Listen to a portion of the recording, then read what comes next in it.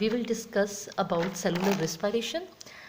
Cellular respiration is the process in which carbon-hydrogen bonds in food in the presence of oxygen are broken by oxidation reduction reactions into carbon dioxide, water and ATP. ATP stands for adenosine triphosphate, which is energy storing and releasing molecule. Carbon hydrogen bonds जो हैं food में मौजूद, इनकी completely oxidation होती है, यानी कि तमाम बॉन्ड्स कार्बन हाइड्रोजन के इनकी ब्रेक डाउन होती है और ये फिर large amount of energy release करते हैं और ये एनर्जी जो है एटीपी के फॉर्म में स्टोर हो जाती है और इस प्रोसेस में ऑक्सीजन जो है वो रिड्यूस हो जाता है। इसके अलावा सेलुलर रिस्पायरेशन का जो प्रोसेस है वो एक स्पेसिफिक सेल ऑर्गेनेली है जिसको माइटोकॉन्ड्रिया कहते हैं।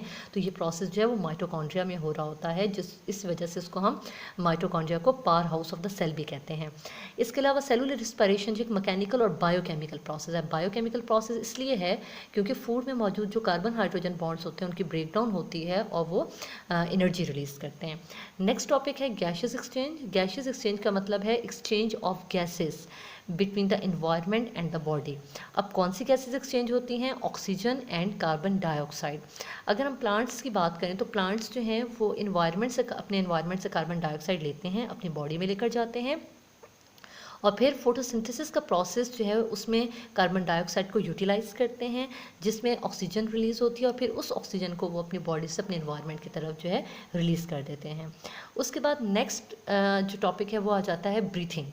ब्रीथिंग अगर हम देखें तो एनिमल्स में ब्रीथिंग जो है वो 2 स्टेप्स पर मुश्तमिल होता है, इनहेलेशन एंड एक्सहेलेशन। इनहेलेशन में एनिमल्स जो अपने एनवायरनमेंट से ऑक्सीजन लेते हैं और अपनी बॉडी में लेकर जाते हैं और उसके बाद जो है एक्सहेलेशन में जो एनिमल्स हैं वो कार्बन डाइऑक्साइड को अपनी बॉडी से जो है वो आउटसाइड द एनवायरनमेंट रिमूव करते हैं।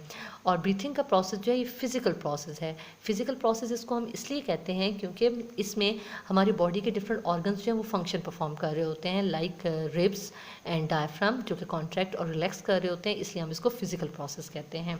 तो सेलुलर रिस्पायरेशन और ब्रीथिंग जो है ये दोनों जो इनमें जो डिफरेंस है वो ये है कि सेलुलर रिस्पायरेशन जो है वो बायोकेमिकल प्रोसेस है और ब्रीथिंग जो है वो फिज़िकल प्रोसेस है।